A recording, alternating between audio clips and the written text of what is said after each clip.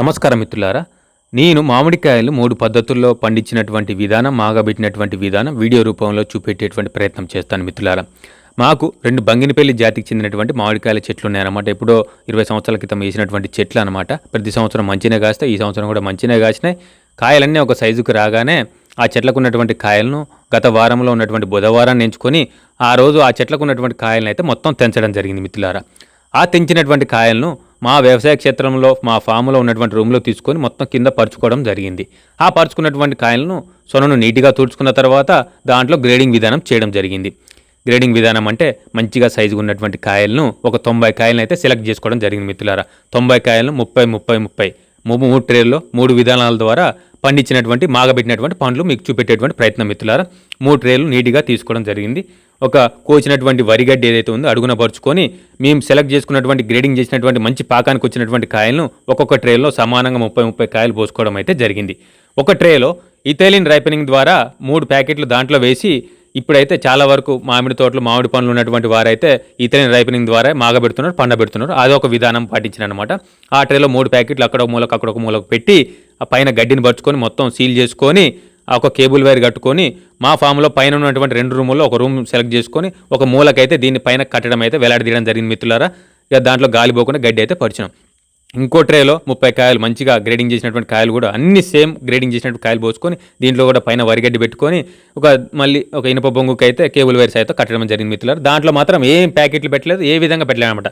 సహజ సిద్ధంగా మాగబెట్టినటువంటి పండ్లు. ఇంకొక 3వ ట్రేలో మళ్ళీ 30 కాయలు పోసుకొని దీంట్లో మాత్రం ఒక పండినటువంటి మంచిగా పండినటువంటి పండునైతే మధ్యలో పెట్టడం జరిగింది మిత్రులారా.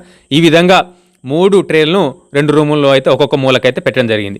ఒక ట్రేలో మాత్రం ఇందాక చెప్పినా కదా మంచిగా పండినటువంటి మామిడి పండును తీసుకొచ్చి ఆ ట్రేలో పెట్టడం జరిగింది. ఒక ట్రేలో మామిడి పండు పెట్టి మాగబెట్టేటువంటి విధానం, ఇంకొక ట్రేలో ఇథైలిన్ రైపెనింగ్ ప్యాకెట్లు వేసిన, ఇంకొక ట్రేలో మాత్రం మేలే వరిగడ్డుతోనే క్లోజ్ చేసిన అనమాట. 3 వరిగడ్డి మాత్రం పెట్టిన. ఈ విధంగా 3 పద్ధతుల్లో మాగబెట్టినటువంటి విధానం. వారం రోజుల తర్వాత మాత్రం ముట్టుకోవడం అయితే జరిగింది మిత్రులు. అప్పటి వరకు దాంట్లో రూములకు ఎవరిని పోనీయలే. వారం రోజుల తర్వాతనే తాళం తీసుకొని లోపలికి వెళ్ళి అయితే ఒక ట్రేలో ఇథైలిన్ రైపెనింగ్ ప్యాకెట్లు పెట్టినటువంటి మాగబెట్టినటువంటి పండ్లను ఆ ట్రేలను ఆ కేబుల్ వైర్ కట్టినాం కదా ఆ రోజు వారం రోజుల క్రితం ఆ కట్టినటువంటి ఆ ట్రేని తీసుకొచ్చి లోపల వీడియో సరిగా వ్యూ రావట్లేదని బయటికి అయితే తీసుకొచ్చిన మిత్రులారు. పైన ఉన్నటువంటి వరిగడ్డిని తీసేస్తే ఈ విధంగా పండినాయి.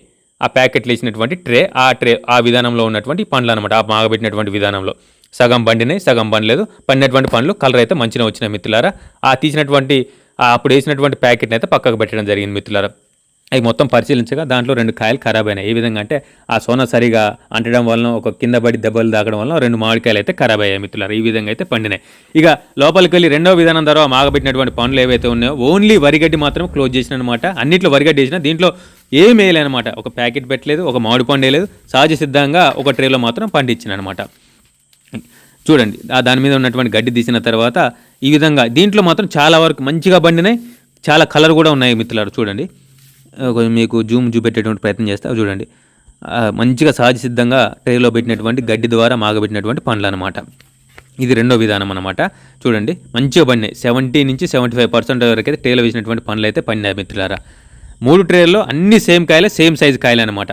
ఇక ఇంకొక ట్రే చూద్దామని ఈ ట్రేలో చెప్పినా కదా ఒక మంచిగా పండినటువంటి మామిడి పండును మధ్యలో పెట్టినటువంటి విధానం అనమాట. ఏంటంటే ఒక పండును అన్ని కాయల మధ్యలో పెడితే అన్ని కాయలు కూడా తొందరగా పండేటువంటి అవకాశం ఉంటుంది అనేటువంటి ఉద్దేశంతో ఇది కూడా గడ్డి వేసి ఒక పండును పెట్టినటువంటి విధానం అనమాట. చూడండి ఆ గడ్డి మొత్తం తీసినా కూడా దీంట్లో కూడా చాలా వరకు అయితే మంచిగా పండాయి మిత్రులారా.